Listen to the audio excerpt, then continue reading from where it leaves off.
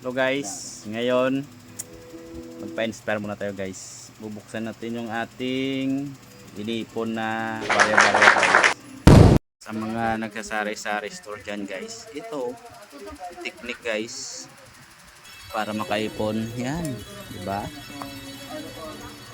Kailangan ng disiplina sa sarili.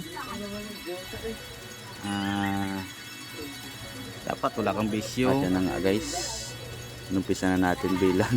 Grabe ng antok ko, pero sige, yung bilang natin kung ilan yung abutin. Yan, sobrang dami ng 20. Hindi ko akalain ang dami na pala. Ito na guys, tapos ko na bilang. Umabot lang naman siya ng 54,000 pesos guys. Wow! Sa isang buwat kalahati namin guys na ipon guys. Yan, hindi ako makapaniwala na aabot sa ng 54,000 guys.